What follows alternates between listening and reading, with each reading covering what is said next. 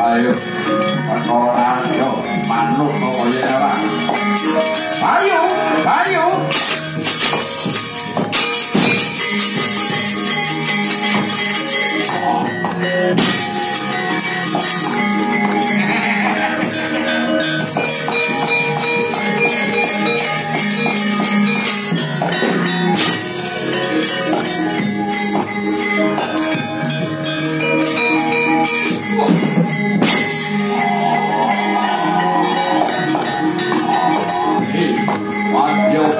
Tunggul Malayo, ayo.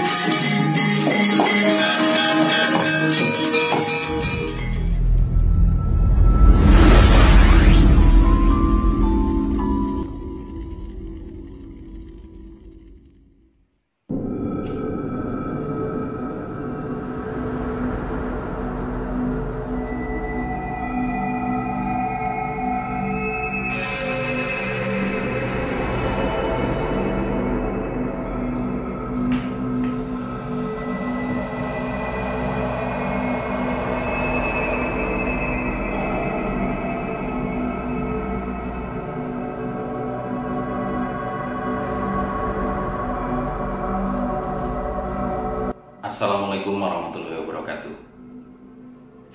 Salam budaya. Sedulur, ini malam Jumat. Seminggu yang lalu malam Jumatnya terlewat.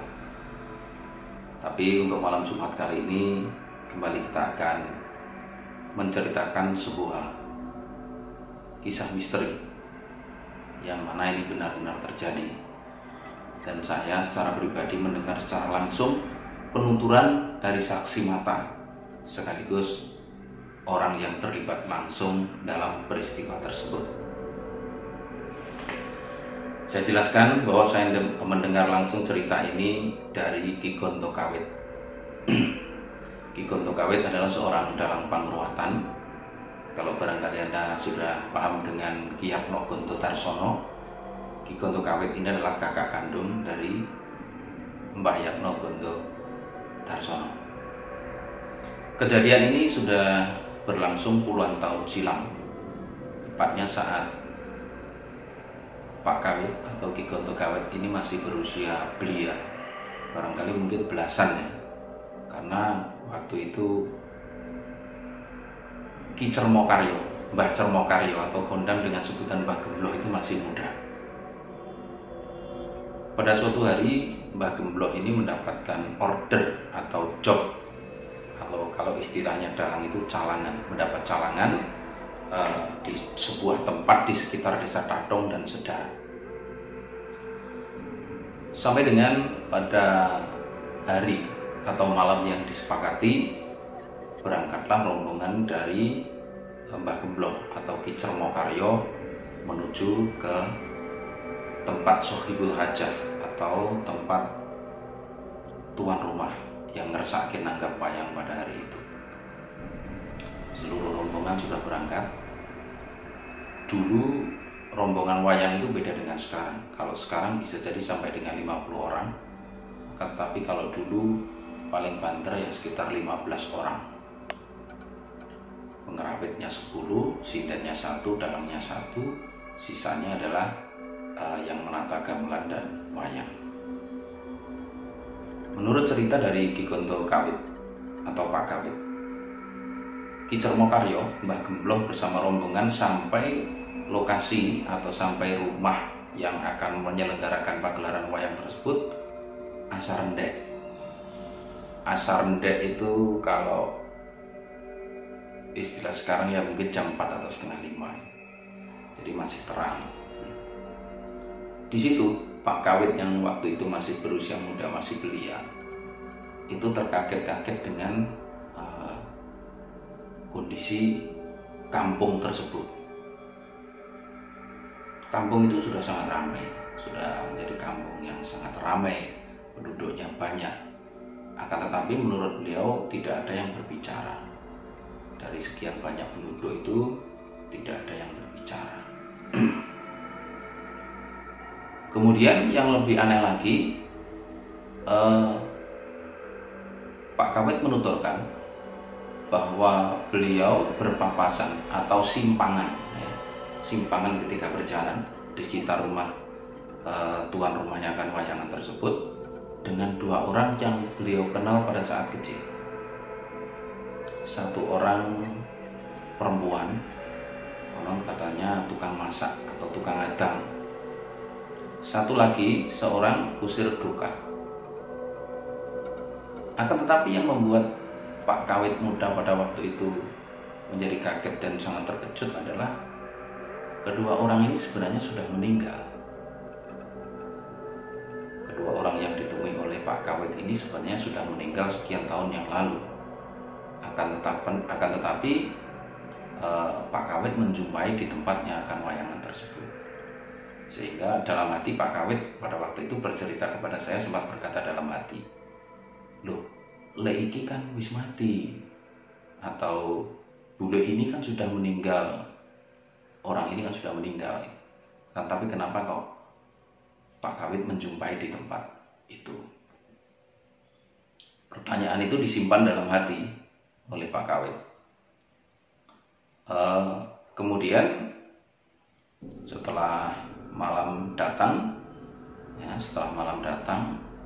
lampunya sudah dinyalakan semuanya, terang benderang ya, terangnya luar biasa dibandingkan terangnya ketika wayangan di tempat yang lain. Menginjak pada waktu wayangan, Pak Kawit tidak bercerita lakonnya apa atau jalannya pertunjukan wayang tersebut bagaimana. Yang sempat diceritakan adalah bahwa pagelaran wayang itu ditonton oleh sangat banyak orang. Ya, pagelaran wayang itu ditonton oleh sangat banyak orang. Tentu saja ini menjadi suatu hal yang berbeda dengan pentas-pentas di tempat lain. Karena ketika pentas di tempat lain, jumlah penontonnya pun barangkali bisa istilahnya banyak, tapi tidak seperti di tempat itu. Dan mereka semua penonton itu menyaksikan pagelaran wayang tersebut dengan takzim. Pokoknya nonton konsentrasi mendalam gitu. Sekali lagi tanpa sepatah kata. Ini menjadi satu hal yang luar biasa, dan tentu saja mereka seluruh rombongan pagelaran wayang ini bertanya-tanya, kenapa kok seperti ini? Pagelaran wayang ini meriah, yang nonton banyak, tetapi ternyata dirasakan seperti singu. Singu itu sepi yang agak-agak misterius. Singkat kata, kemudian wayangan sudah selesai. Kalau zaman dulu pagelaran wayang itu selesainya setelah matahari terbit. Tidak seperti sekarang jam 3 wayang sudah selesai, tidak. Tapi jam 6 atau setengah 7 pagi itu wayangan baru selesai. Konon menurut cerita dari Pak Kawit lagi, setelah wayangan itu selesai, tuan rumah kemudian menemui Ki Cermo Karyo atau Mbah Gembloh. Mbah Gembloh ini adalah kakek dari Ki Gonto Kawit, kakek dari Ki Gonto Darsono, Yatno Gonto Darsono juga. Tuan rumah konon menurut cerita Pak Kawit itu menyampaikan pada Ki Dalang, "Pak Dalang, aku ora ngopahi duit, ning tak opahi kunir sak bokor iki. Kanca kancamu wae ana sak rimpang, tak dongakne kabeh selamat." Itu kalau diterjemahkan secara bebas, Pak Dalang, saya tidak memberikan upah berupa uang, akan tetapi saya kasih upah kunir 1 bokor. Berikan masing-masing 1 rimpang kepada rombonganmu. Saya doakan semoga semuanya selamat. Tidak berkata banyak pada waktu itu Mbah Cermo Karyo, sesuai dengan cerita Pak Kawit, hanya menyampaikan, matur nuwun atau terima kasih. Bisa jadi pada waktu itu Mbah Cermokaryo atau Mbah Geblok sudah mencium sesuatu yang tidak wajar pada tuan rumah maupun pada proses terjadinya pagelaran wayang pada hari itu. Kemudian Mbah Cermokaryo bersama seluruh rombongan mohon pamit kepada tuan rumah. Diizinkan pulang, monggo. Tetapi satu pesan saya, sebelum sampai ke jalan raya jangan menoleh. Jadi satu pesannya adalah sebelum sampai ke jalan raya jangan sampai menoleh. Menurut pemahaman saya, Pak Kawit tidak menceritakan secara detail di bagian ini. Menurut pemahaman saya, jalan raya itu besar kemungkinan jalan raya Ngumpul Sumoroto. Ya, jalan raya Ngumpul Sumoroto. Jadi mungkin di sekitar desa Sendang atau Karanglo. Karena yang segaris dengan Sedarat dan Tatung kan segitu, Sendang, Karanglo. Nah, begitu rombongan sudah berjalan, mungkin karena didorong rasa penasaran, Pak Kawit menyampaikan bahwa belum sampai ke jalan raya, masih sekitar beberapa meter barangkali dari jalan raya, terdorong oleh rasa penasaran, rombongan tersebut kemudian menoleh, ingin melihat rumah di mana atau kampung di mana wayangan tadi malam digelar. Begitu menoleh, maklab, kampung tersebut hilang, atau pemukiman pedesaan tersebut hilang. Yang terlihat adalah bukit kecil. Dan posisi ini saya merinding ya, menceritakan ulang ini saya merinding. Dan posisi Mbah Cermokaryo almarhum, Mbah Geblok beserta rombongan itu berada di tengah sawah. Dan ternyata tempat wayangan tersebut berada di sebuah bukit kecil yang sekarang kita kenal sebagai Gunung Deloko. Anda sudah tahu pasti, terutama kalau orang Ponorogo pasti sangat paham bagaimana cerita tentang Gunung Deloko. Gunung Deloko ini dikenal sebagai kerajaan jin atau kerajaan makhluk halus di Ponorogo. Al-Fatihah untuk semua yang diutus oleh Allah menghuni tempat tersebut.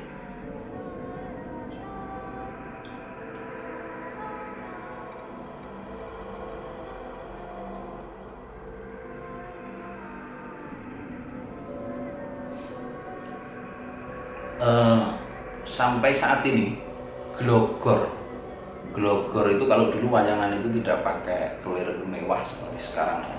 Kelirnya itu dari bambu. Yang atas itu glogor namanya, itu dari bambu gulung.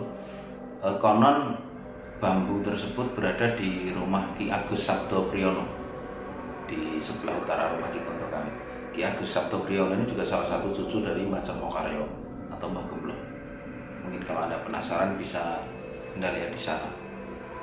Dulu menurut cerita Pak Kawit, glogor ini kadang kalau malam hari, malam Jumat atau apa itu sering berbunyi gludak gluduk seperti ada yang berada di tempat tersebut.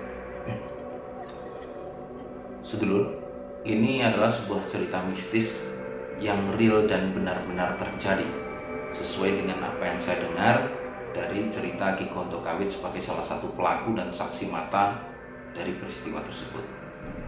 Pada saat saya kecil, saya seringkali mendengar cerita ini dari mbah saya, almarhum Mbah Talib. Beliau mbah saya yang menuntun saya sangat menyukai wayang, membawa saya sangat menyukai wayang.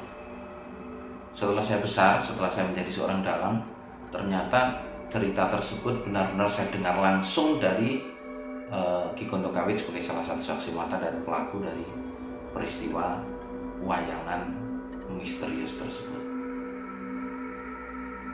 Kalau Anda penasaran, silakan sowan datang ke rumah Ki Gonto Kawit untuk mendengar cerita secara langsung bagaimana terjadinya wayangan di Gunung Deloko tersebut. Terima kasih. sudah mendengarkan penuturan saya pada kesempatan kali ini. Semoga ini bisa menjadi salah satu nukilan cerita tentang bagaimana Ponorogo di masa lalu ternyata juga dipenuhi dengan hal-hal mistis. Terima kasih, semoga bermanfaat. Assalamualaikum warahmatullahi wabarakatuh. Salam budaya.